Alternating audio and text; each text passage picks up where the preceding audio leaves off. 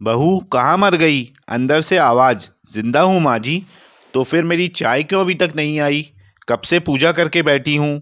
ला रही हूँ माँ जी। बहू चाय के साथ भजिया भी ले आई। सास ने कहा, तेल खिलाकर क्या मारोगी? बहू ने कहा, ठीक है माँ जी, ले जाती हूँ। सास ने कहा, रहने दे, अब बना दिया है तो खा लेती हूँ। सास ने भजिया उठाई और कहा, इतनी गंदी भजिया बनाई है तुमने। बहू, माँ जी मुझे कपड़े धोने हैं, मैं जाती हूँ।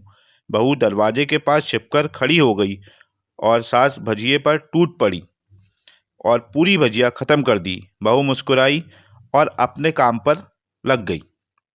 दोपहर के खाने का वक्त हुआ। सास ने फिर आवाज लगाई, कुछ खाने को मिलेगा? बहू ने आवाज नहीं दी। सास फिर चिल्लाई, भूखे मारोगी क्या? बहू आई, सामने खिचड़ी रख दी। सास गुस्से से, ये क्या है? मुझे इसे नहीं खाना, इसे ले जाओ। बहू ने कहा, आपको डॉक्टर ने दिन में खिचड़ी खाने को कहा है, खाना तो पड़ेगा ही। सास मुंह बनाते हुए, हाँ तू मेरी माँ बन जा। बहू फिर मुस्कुराई और चली गई। आज जिनके घर पूजा थी, बहू सुबह 4 बजे से उठ गई। पहले स्नान किया, फिर फूल लाई, माला बनाई, रसोई साफ की, पकवान और भोज बनाया। सुबह के 10 बज गए। अब सास भी उठ चुकी थी। बहू अब पंडित जी के साथ भगवान के वस्त्र तैयार कर रही थी। आज ऑफिस की छुट्टी थी। उनके पति भी घर पर थे। पूजा शुरू हुई। सास चिल्लाती, बहू ये नहीं है, वो नहीं है। बहू दौड़ी दौड़ी आती और सब करती। अब दोपहर के 3 बज गए थे। आरती की तैयारी चल रही थी। पंडित जी ने सबको आरती के लिए बुलाया और सबके हाथों में थाली दी। जैसे ही बहू ने थाली पकड़ी, थाली हाथों से गिर पड़ी। शायद भोज बनाते हुए बहू के हाथों में तेल लगा था, जिसे वो पोंछना भूल गई थी। सारे लोग तरह तरह की बातें करने लगे। कैसी बहू है, कुछ नहीं आता, एक काम भी ठीक से नहीं कर सकती, ना जाने कैसी बहू उठा लाए। एक आरती की थाली भी संभाल नहीं सकी। उसके पति भी गुस्सा हो गए, पर सास चुप रही, कुछ नहीं कहा। बस यही बोल के छोड़ दिया, सीख रही है, सब सीख जाएगी धीरे धीरे।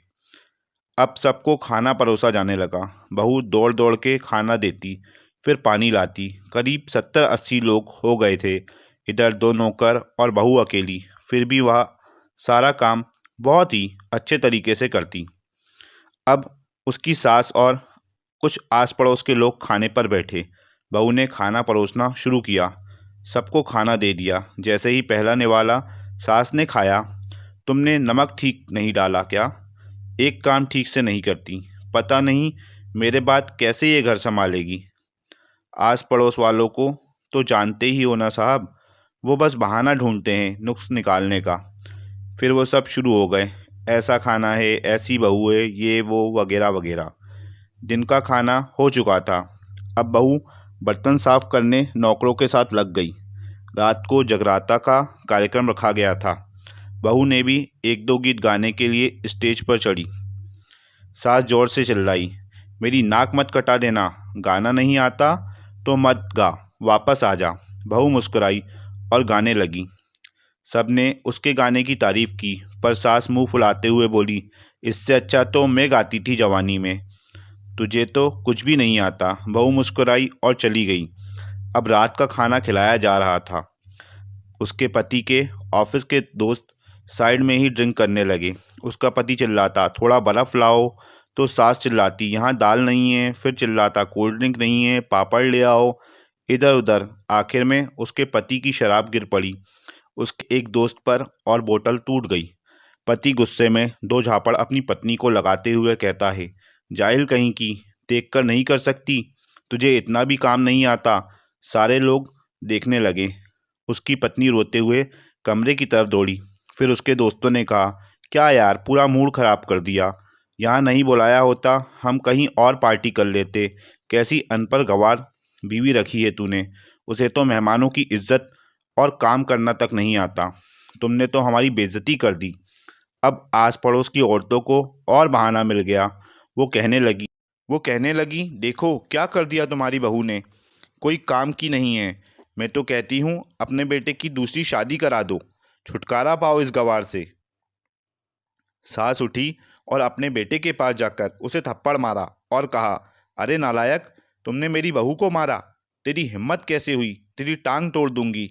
उसके बेटे के दोस्त कुछ कहने ही वाले थे कि उसकी माँ ने घूरते हुए कहा, चुप, बिल्कुल चुप। यहाँ दारू पीने आए हो, जबकि पता है आज पूजा है और तुम्हें पार्टी करनी है। कैसे संस्कार दिए हैं तुम्हारे माता पिता ने? और किसने मेरी बहू को जाहिल बोला? जरा इधर आओ, चप्पल से मारूंगी अगर मेरी बहू को किसी ने शब्द भी कहा तो। अरे पापी, तूने उस लड़की को बस इसलिए मारा कि तेरी शराब टूट गई। पापी, वो बच्ची सुबह 4 बजे से उठी है, घर का सारा काम कर रही है, ना सुबह से नाश्ता किया है, न दिन का खाना खाया है। फिर भी हंसते हुए, सबकी बातें सुनते हुए, ताने सुनते हुए घर के काम में लगी रही। तेरे यार दोस्तों को वो अच्छी नहीं लगी? जूते से मारूंगी तेरे दोस्तों को जो कभी उन्होंने ऐसा कहा। उसके यार दोस्त चुपके से खिसक लिए। अब सास बहू के कमरे में गई और बहू का हाथ पकड़कर बाहर लाई। सबके सामने कहने लगी, किसने कहा था अपनी बहू को घर से निकाल के दूसरी बहू ले आना? जरा सामने आओ। कोई सामने नहीं आया।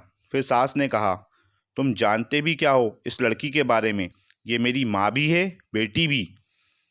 माँ इसलिए मुझे गलत काम करने पर डांटती है और बेटी इसलिए कभी कभी मेरी दिल की भावनाएं समझ जाती है।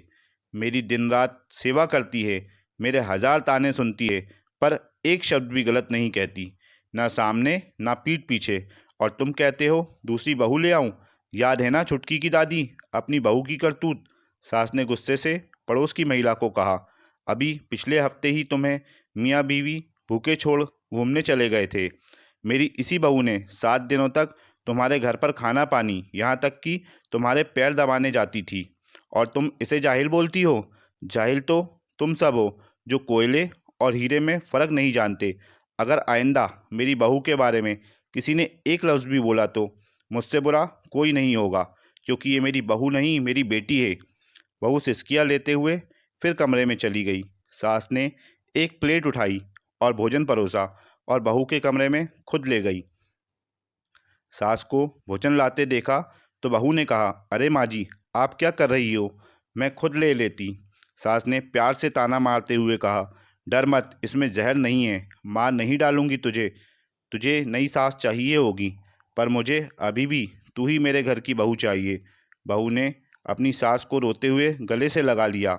सास भी रो दी पहली बार और कहा, चल खाना खा ले। फिर मजाक करते हुए कहा, फिर मेरे पैर दबाने चले आना, और ये ख्याल मन में मत लाना कि सास पैर बोलती है किसी दिन गला दबा दूंगी, क्योंकि कभी मैं भी यही सोचती थी। और दोनों खूब हंसने लगे। दोस्तों, अगर आपको कहानी पसंद आई है तो वीडियो को लाइक करें, चैनल को सब्सक्राइब करें और बेल आइकन बटन को हिट करें। धन्यवाद।